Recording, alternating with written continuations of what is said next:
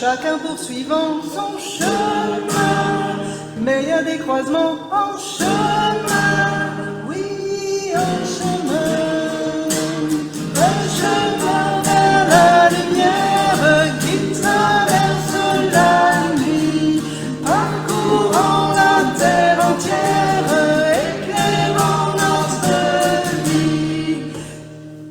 Seul c'est vraiment dur, on n'est jamais sûr, on bute sur des murs,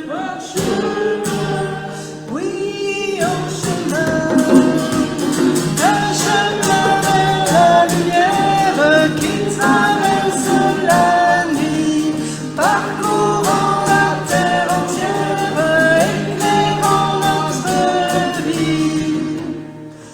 Il faut dans la nuit une lampe, une bougie, un frère, une amie, oui, un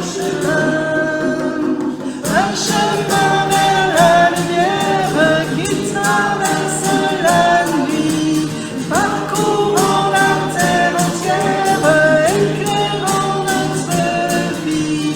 Un chemin vers la lumière qui traverse la nuit, parcourant la terre entière, éclairant notre vie.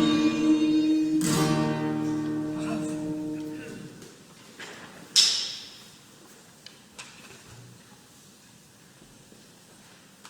Alors, on n'a pas vraiment de technicien, mais ça va aller.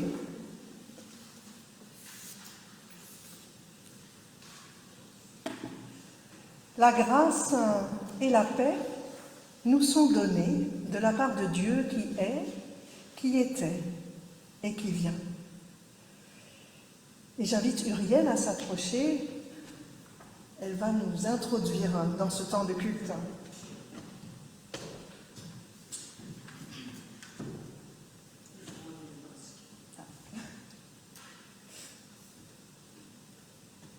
Bonjour, dit le petit prince. Bonjour, dit le marchand. C'était un marchand de pilules perfectionnées qui apaisait la soif. On en avale une par semaine et l'on n'éprouve plus le besoin de boire. Pourquoi vends-tu ça, dit le petit prince. C'est une grosse économie de temps, dit le marchand. Les experts ont fait des calculs. On épargne 53 minutes par semaine. Et que fait-on de ces 53 minutes? On en fait ce qu'on veut. Moi, se dit le petit prince, si j'avais 53 minutes à dépenser, je marcherais tout doucement vers une fontaine. Parfois, nous pensons que Dieu est comme l'eau courante, qu'il suffit de tourner le robinet de la prière pour le laisser couler en nous. L'Avent nous rappelle que Dieu est comme une fontaine et que parfois, il faut du temps pour marcher jusqu'à la fraîcheur de son eau.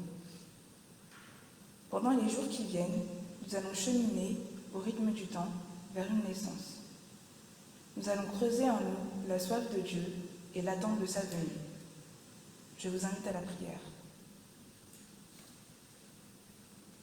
Ô Dieu, toi qui es notre Père, tu es présent au milieu de nous, mais nous attendons ta venue. Tu es le vivant dans notre vie, mais nous préparons ta naissance. Tu es le Seigneur du ciel et de la terre, mais nous attendons la venue de ton règne. Donne-nous de t'accueillir et de t'attendre, de te chercher et de te comprendre, de te prier et de t'entendre. Amen.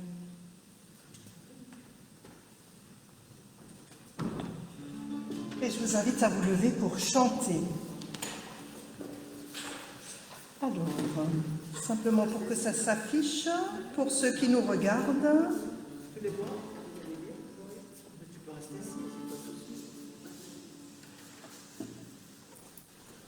Ils ont marché au pas des siècles. Ils ont marché au pas des siècles vers un pays de joie. Ils ont marché vers la lumière pour habiter la joie. Et toutes, tu trouveras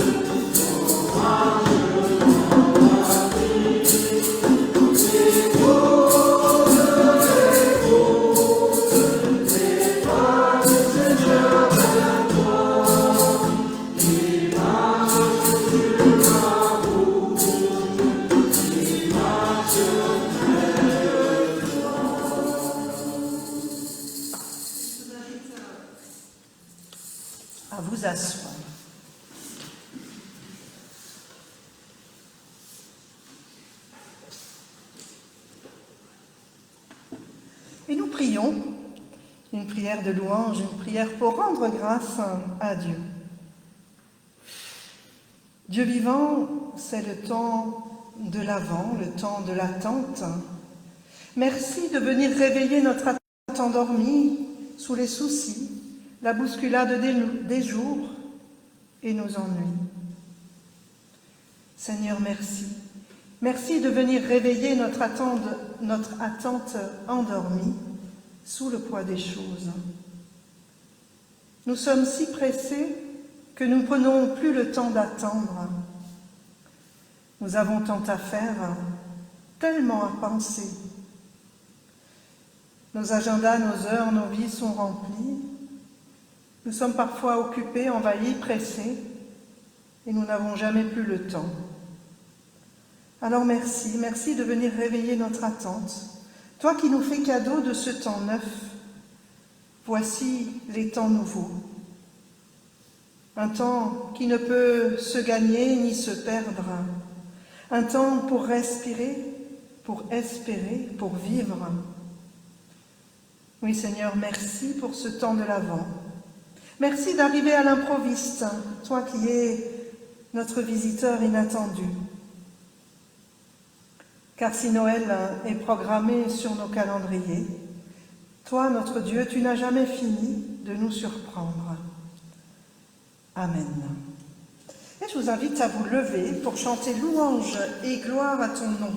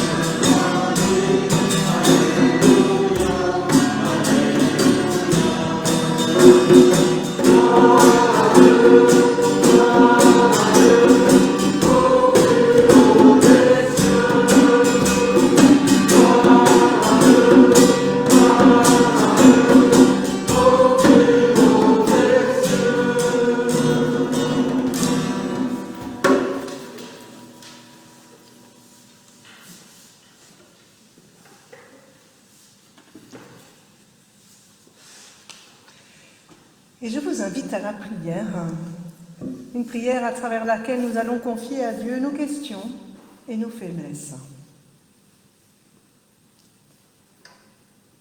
Oui Seigneur, nous voulons bien aujourd'hui te dire, bien sûr tu viens vers nous, et tu es peut-être même déjà venu, mais nous t'avons souvent croisé sans te voir. Nous t'avons souvent parlé sans te reconnaître. Alors c'est vrai, nous aimerions te dire avec tout le respect que nous te devons, que nous t'aurions vu plus grand, plus fort, plus influent. C'est si difficile, Seigneur, d'entendre ta voix, de suivre ton chemin, de discerner dans le tohu-bohu de notre monde le souffle fragile de ta présence. Aide-nous à ouvrir tout notre cœur, toute notre intelligence à toutes ces petites choses qui viennent nous parler de toi sur un ton d'espérance. Aide-nous à aller vers l'inconnu de ta présence, sans crainte de nous perdre, sans fausses illusions, sans regret. Aide-nous à avancer sur un chemin périlleux, un chemin de soucis dont nous n'arrivons pas à nous débarrasser, un chemin de questions auxquelles nous n'avons pas forcément de réponse, un chemin de doute qui nous traverse parfois. Aide-nous quand d'autres nous demandent de les aider et que nous ne sommes forts que de ta seule présence. Aide-nous à choisir quand cela nous paraît impossible, mais qu'il faut choisir quand même. Oui, nous te le demandons, toi, le Dieu vivant, notre Seigneur, notre allié fidèle. Aide-nous à avancer en humain et en témoin de ta grâce. Amen. Et Dieu répond à notre prière. Il nous dit, n'aie pas peur et crois seulement. Ce temps de l'Avent, ce temps de cheminement vers Noël, nous dit que c'est Dieu aussi qui s'avance vers nous, au moins tout autant que nous nous avançons vers lui. Dieu vient vers nous, il est tout près de nous. Il nous offre sa grâce, son écoute, sa présence, son pardon. Alors, puissions-nous vivre de cette parole de grâce au fil des jours. Amen. Et je vous invite à vous lever, on va chanter « Nous avons vu les pas de notre Dieu ».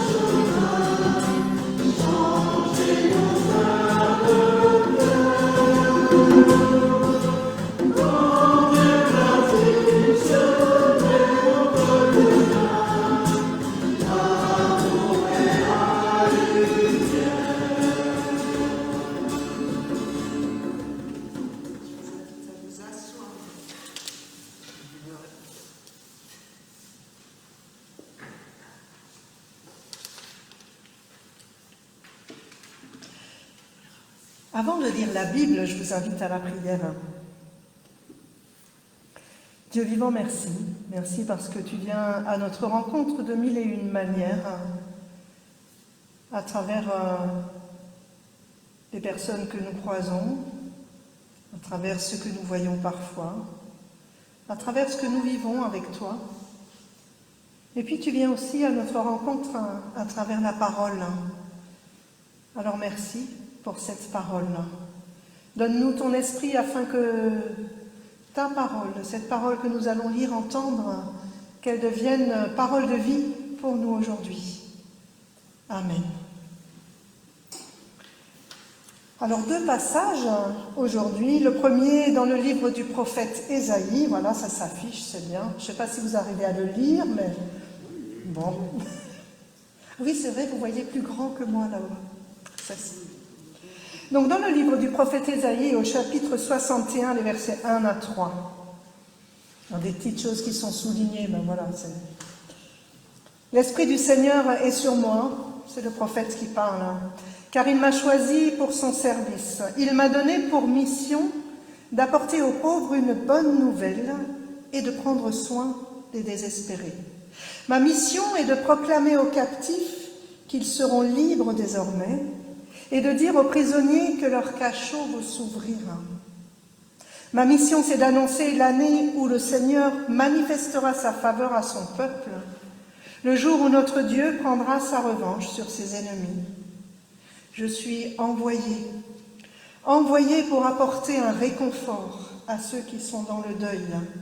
Ils portent le deuil de Sion, mais j'ai mission de remplacer les marques de leur tristesse par autant de marques de joie. La cendre sur leur tête sera remplacée par un splendide turban, leur mine douloureuse par une huile de joie, leur air pitoyable par un habit de fête. Alors on les comparera à des arbres qui font honneur à Dieu, à un jardin qui révèle la gloire du Seigneur. Et puis nous lisons dans l'évangile de Jean, au chapitre 1, les versets 6 à 8 et 19 à 26. Dieu envoya son messager, un homme appelé Jean. Il vint comme témoin pour rendre témoignage à la lumière, afin que tous croient grâce à lui. Il n'était pas lui-même la lumière, mais il devait rendre témoignage à la lumière.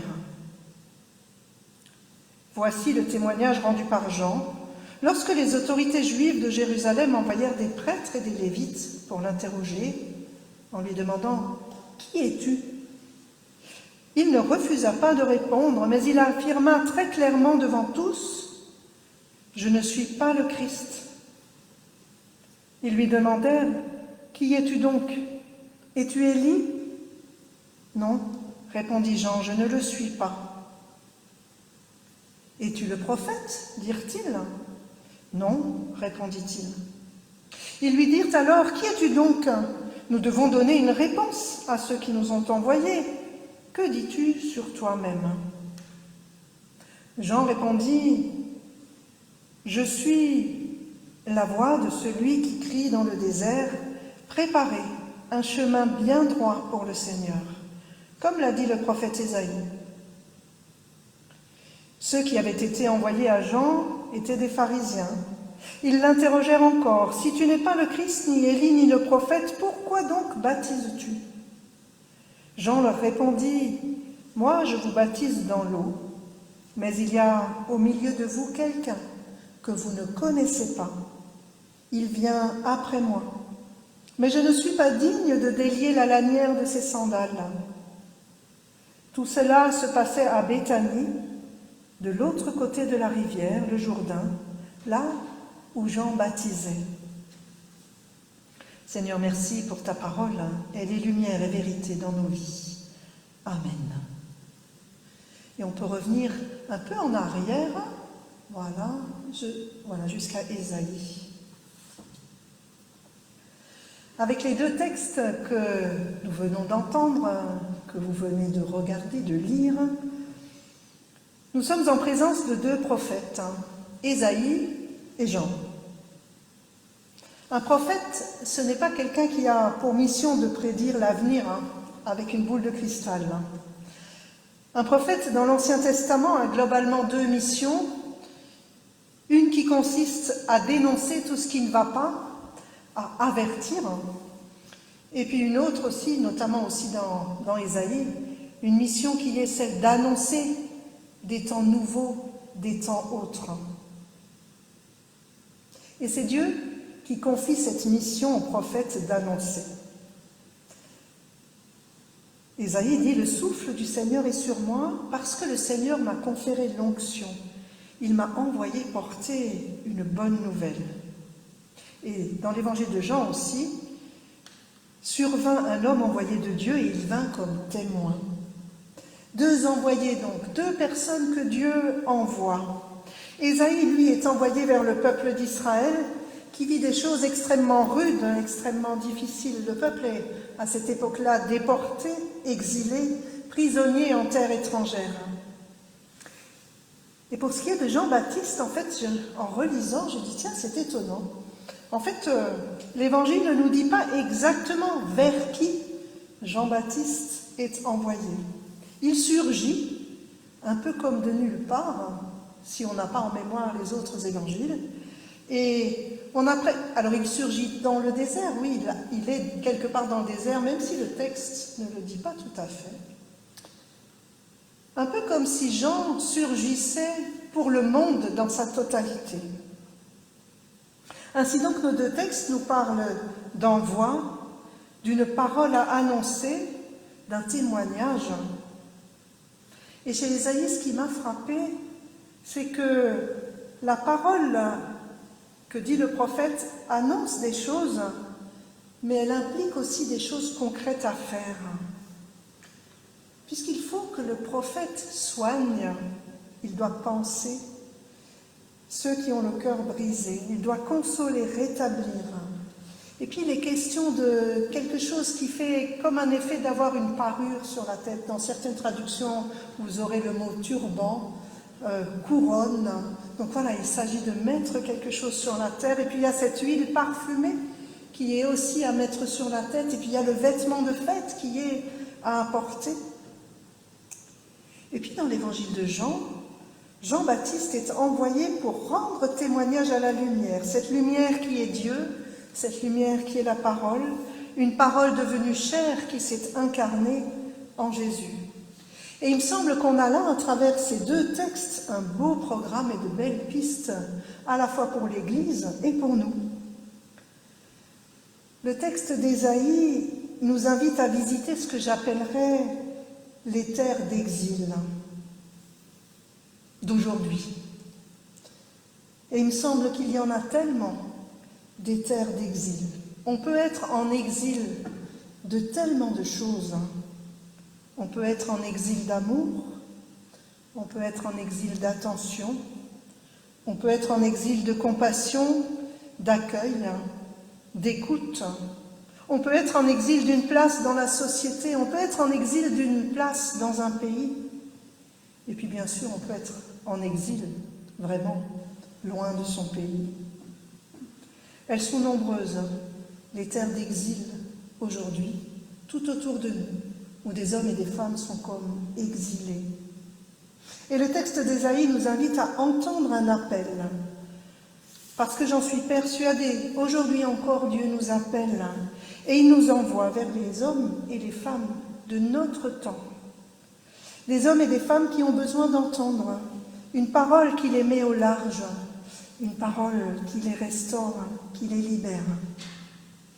Et les images du livre d'Ésaïe, du prophète Ésaïe, sont fortes. Il ne s'agit pas seulement de belles paroles, ce sont aussi des paroles et une annonce qui ont des effets concrets.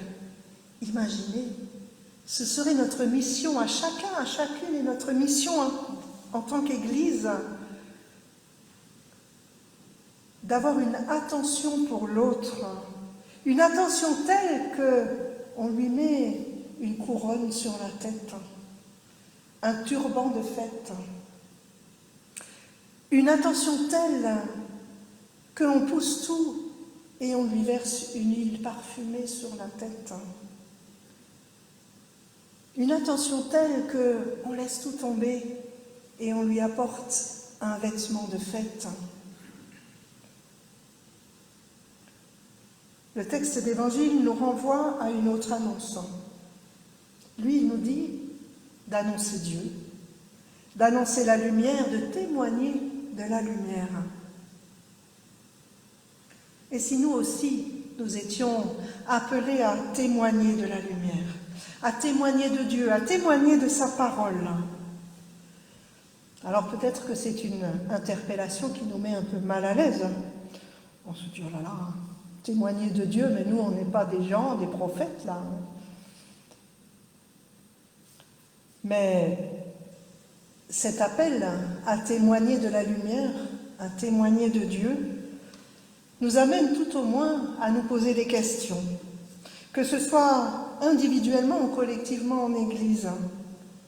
Qu'est-ce que nous sommes appelés à annoncer? De quoi sommes-nous appelés à témoigner? De quelle lumière? Et puis, qu'est-ce que cela veut dire témoigner, annoncer? Alors, peut-être que vous allez encore me dire, mais ça nous dépasse tout ça, on n'est pas des pasteurs. Si, justement. Justement. Ça ne nous dépasse pas tant que cela. Il me semble que cet appel à témoigner, c'est une chance qui nous est donnée. La chance de nous poser des questions et de faire la démarche d'abord pour nous-mêmes, de mettre des mots sur notre foi. Qu'est-ce que je crois? Qu'est-ce qui me fait vivre? Et il ne s'agit pas de réciter le catéchisme qu'on a appris il fut un temps. C'est bien de l'avoir appris, mais encore faut-il l'intégrer et le digérer. Le digérer pour que tout cela, ce qu'on a appris, ce qu'on nous a transmis, ça fasse sens pour nous. Ensuite, nous pouvons parler, non pas pour imposer notre foi ou notre manière de voir les choses, mais pour être en mesure de rendre compte. Ensuite, nous pouvons, une fois qu'on a digéré, intégré, on est en mesure de rendre compte de notre foi. Et d'ailleurs, la proclamation, l'apparition de Jean-Baptiste a cet effet non négligeable. On vient vers lui et on lui dit « Mais tu es qui, toi? Qui es-tu » Et cela lui permet d'annoncer Jésus qui vient et que ses interlocuteurs ne connaissent pas encore. Jean-Baptiste dit « Il en est un que vous ne connaissez pas et qui vient derrière moi. » Je trouve ça extrêmement intéressant et important. Jean-Baptiste dit « Il y a là quelqu'un que vous ne connaissez pas encore. » Et là aussi, on a une piste qui vient rejoindre ce que j'évoquais sur le fait de rendre compte de sa foi. Cette question toute simple, qui es-tu? C'est une invitation qui nous est faite à aller explorer nos profondeurs. Qui suis-je? Qui suis-je devant Dieu? Qui suis-je par rapport à lui? Qui suis-je? Où en suis-je dans ma relation à Dieu? Ainsi, cette question, qui es-tu, permet à Jean de désigner le Christ. Et on peut avancer le diaporama parce qu'on va aller vers une image. Encore un coup. Wow. Bon, un vieux tableau, hein. N'empêche. C'est un détail du retable d'Issenheim qui se trouve à Colmar, au musée Unterlinden, et c'est Matthias Grunewald qui a peint ça. Et c'est donc un portrait de Jean-Baptiste. Et moi, je ne suis pas peintre, mais il a quand même un doigt énorme, ce Jean-Baptiste, disproportionné complètement par rapport à la main. Un doigt tellement grand. Et il montre cette importance qu'il y a de montrer le Christ, de dire « Regardez, il est là ». L'attention n'est pas portée sur Jean, mais sur le Christ. Le témoin, c'est donc aussi celui qui montre le Christ comme une manière de permettre la rencontre avec la lumière, de manière à permettre la rencontre avec le Christ. Et ça aussi, c'est une de nos missions de témoins. Annoncer et puis faire de la place, se reculer et dire, ben voilà, l'essentiel est fait. Hier soir, voilà, on va dire Marguerite. Il y en a un que tu ne connais pas encore. Eh bien, c'est Jésus. Jésus, je te présente Marguerite, ou Jean, ou Gustave. Gustave, je te présente Dieu, et je vous laisse. Je me recule et je vous laisse faire connaissance l'un avec l'autre, je vous laisse nouer une relation l'un avec l'autre. Plusieurs missions qui nous sont confiées. Et je terminerai cette méditation par les questions que j'ai posées sur le groupe WhatsApp des jeunes. Alors, ils n'ont pas répondu, mais je suis sûre qu'ils réfléchissent tous à fond. Mais c'est des questions qui sont pour eux et puis qui sont pour nous tous dans le fond. Et moi, à quoi est-ce que je me sens appelée? Quelle mission est-ce que Dieu me confie? Et puis, quelle mission est-ce que j'aimerais que Dieu me confie? En quoi puis-je être témoin de la lumière? Et puis, quand est-ce que j'ai reçu, moi, de la lumière? Et de la part de qui? Comment? Je nous laisse avec ces questions à l'intérieur de nous. On a une belle semaine pour les porter et les méditer. Amen.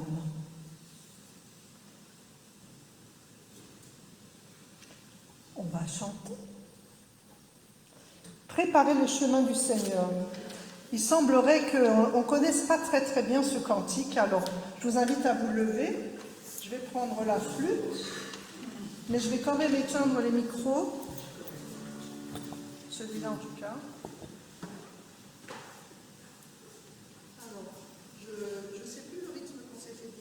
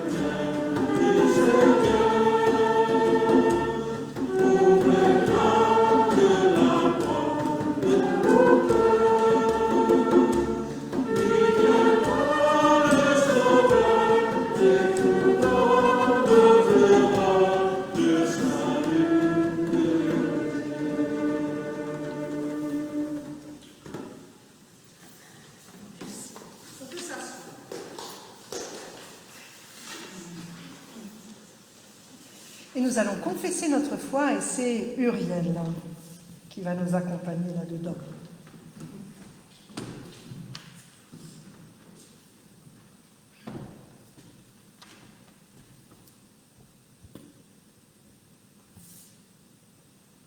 ne crois pas que je puisse confesser ma foi sans la vivre. Je ne crois pas que je puisse dire avec quelques mots ce que je crois.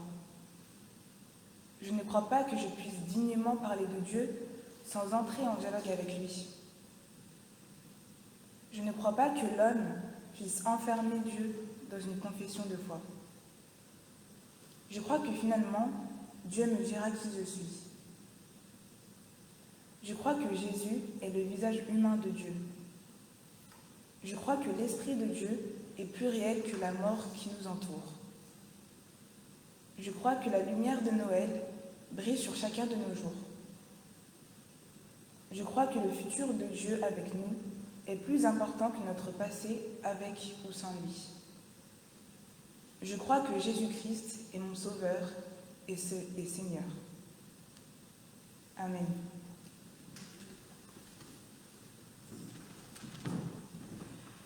Et en réponse à cette confession de foi, on va chanter juste le refrain de « Un chemin vers la lumière ». Et on va chanter ça 3 fois.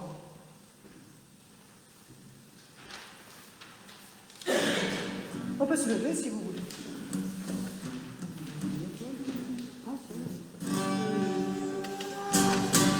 Vers la lumière qui traverse la nuit, parcourant la terre entière, éclairant notre vie.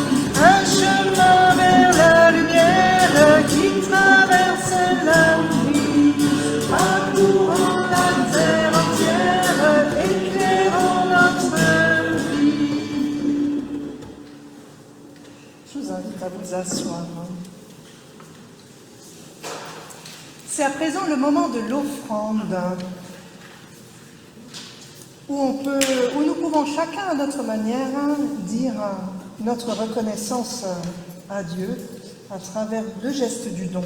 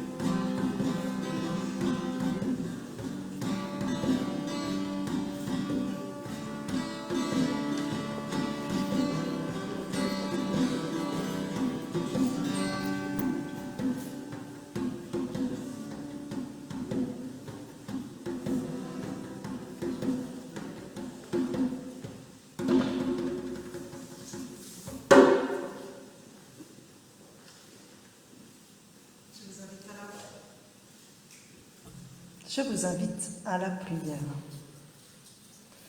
Seigneur, merci parce que c'est toi qui mets dans notre cœur ce geste du don. Merci pour tous les dons dont tu nous rends capables. Merci pour tous les dons que tu nous inspires. Merci pour ces offrandes que nous pouvons faire jour après jour. Offrande de notre temps, de notre amitié, de l'écoute. Et que cette offrande que nous avons recueillie, offrande matérielle, serve à témoigner de ton royaume, de ton amour. Amen. Et nous voulons nous unir à présent dans la prière les uns pour les autres. Tu sais, Seigneur, à quel point la période que nous vivons est difficile, compliquée, complexe. Parfois, nous nous y perdons et nous avons du mal à trouver et à avoir des repères. Seigneur, nous voulons te présenter nos craintes, nos inquiétudes pour nous-mêmes, nos proches. Te présenter nos tristesses, nos colères, nos vagues à l'âme,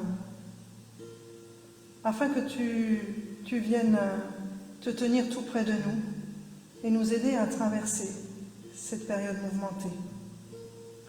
Et nous voulons te prier aussi plus largement pour les personnes qui nous entourent. Te présenter et te prier pour les personnes qui souffrent de solitude. Dans tous les lieux où en ce moment, les personnes ne peuvent pas entrer ou sortir librement. Il y a tant de lieux, les hôpitaux, les maisons de retraite, les foyers qui recueillent les enfants, les jeunes. Il y a bien sûr les prisons. Te prier pour toutes les personnes qui souffrent grandement de la solitude, de l'isolement. Te prier aussi pour les personnes qui se sentent seules et isolées chez elles à la maison. Te prier pour toutes les personnes qui travaillent dans les hôpitaux, les foyers, les prisons. Te prier pour toutes celles et ceux qui donnent de leur temps, aussi bénévolement, pour être auprès des plus faibles, des plus démunis. Et Seigneur, te prier aussi pour nous, afin que tu ouvres nos yeux et que nous sachions discerner là où notre présence, notre attention est requise, espérer, demander.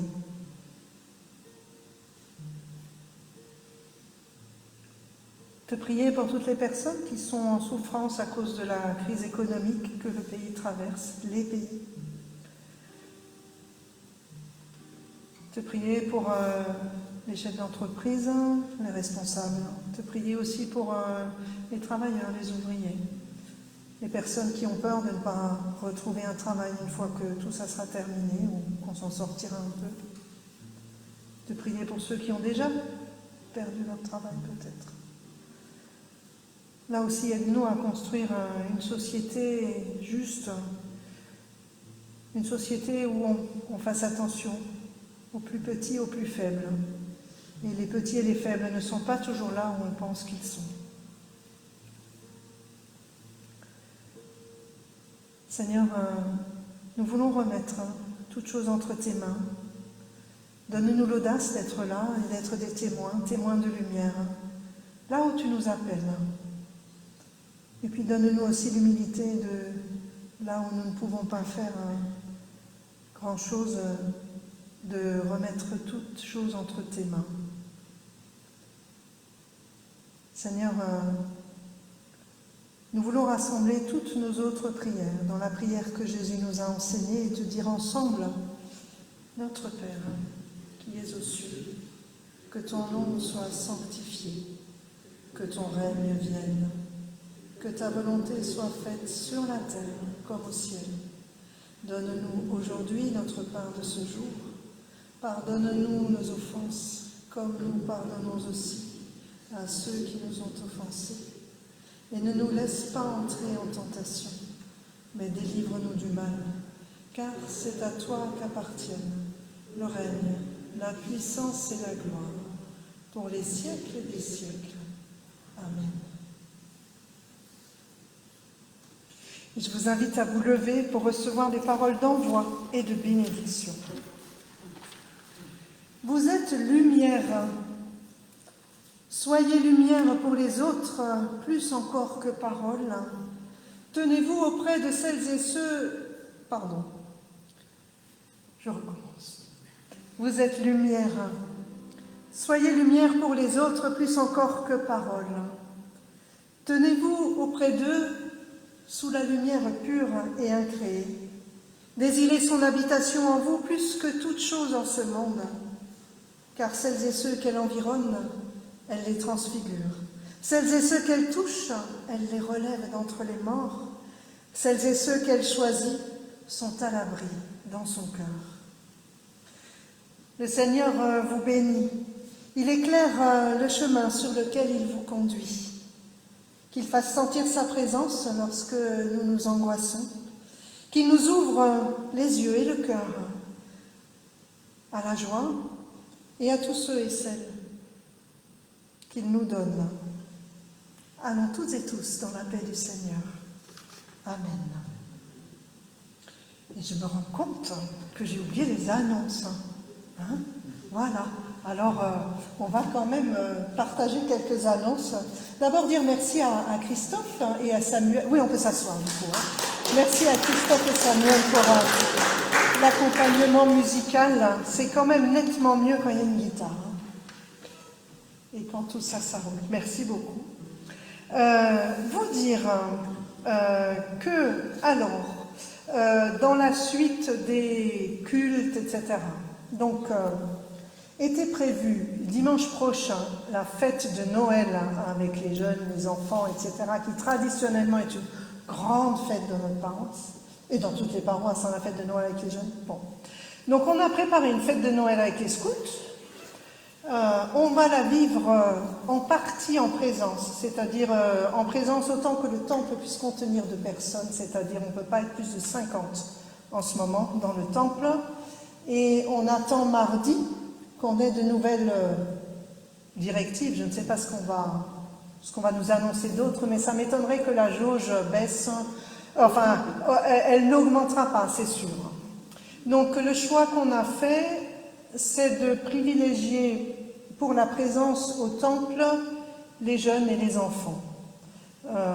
Que ce soit eux et les familles qui viennent dimanche 20, l'après-midi à 16h, et le culte sera retransmis en direct sur la chaîne YouTube de la paroisse. C'est une petite nouveauté, mais vous aurez le lien dans la lettre. Il suffira de cliquer sur le lien et vous aurez des choses en direct. On a un jeune qui fera la technique et qui fera ça à merveille, j'imagine. Enfin, j'en suis certaine. Voilà. Merci à Julien Cros, il va faire ça.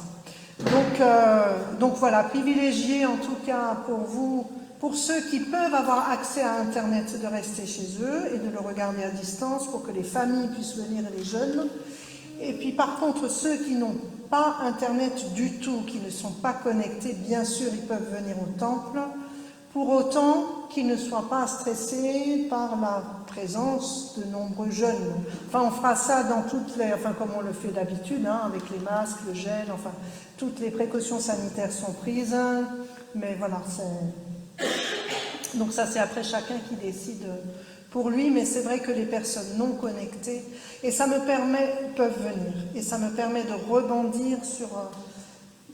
Ceux d'entre vous qui reçoivent la lettre de nouvelles électronique, n'hésitez pas à la partager. N'hésitez pas à partager les nouvelles qui sont dedans avec ceux dont vous savez qu'ils n'ont pas Internet.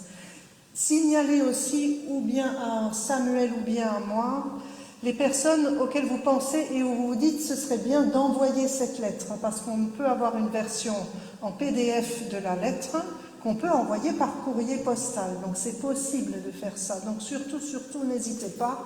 Non seulement pour le confinement, mais voilà, tant que lettre de nouvelles il y aura, il faut que celles et ceux qui n'ont pas Internet et qui ne sont pas connectés puissent la lire avec du papier. Voilà. Vous dire aussi que Richard Boucher se tient à la sortie, à l'entrée, il est là avec Parole pour tous et pain quotidien, c'est ça? Non, tout va... Ah oui, c'est vrai, voilà, il y a une erreur de commande. Mais alors par contre, du coup, comme il y a une erreur de commande, on peut acheter plein de livres de prière de Olivier Tan. Donc si vous ne l'avez pas encore, vous pouvez acheter ça, ça coûte 28 €. Voilà, vous l'offrir, hein, voilà, c'est Noël bientôt. Et puis vous pouvez aussi, il y a quelques exemplaires, vous pouvez voir ça avec Martine Fleur, qui d'habitude s'occupe du comptoir de livres. Mon premier livre de prière, c'est Olivier Tan qui a édité ça. J'ai jeté un rapide coup d'œil, c'est très joliment fait. Il y a de jolies prières, des questionnements pour les enfants, mais pas que. Voilà. Et alors ça coûte 10 €. Donc, il ne faut pas s'en priver, il ne faut pas en priver ses petits-enfants. Surtout pas. Enfin, moi, je suis contente de l'avoir. Merci, donc il y a quelques exemplaires de ça. Quoi d'autre ? Donc, dimanche prochain, le 20, il n'y aura pas de culte le samedi soir, parce que dans la semaine qui suit, il y en aura 2 des cultes. Il y a une veillée de Noël le 24 à 19 h, ici au temple, et qui sera retransmise aussi. Et il y aura un culte dimanche matin, le 25, à 10h30, ici. Je ne sais pas encore s'il pourra être retransmis parce qu'il faut un technicien ou une technicienne. Et comme moi je ne suis pas là, enfin d'habitude c'est moi qui fais, mais je serai avec Christophe, on sera au terreau pour faire le culte, voilà, pour être au terreau pour le culte. Donc voilà, donc il sera peut-être retransmis ou pas, à voir. Donc en tout cas, veillez le 24 à 19 h, culte le 25 à 10h30, et puis culte du consistoire le 27, c'est un culte qui aura lieu au Grand Temple.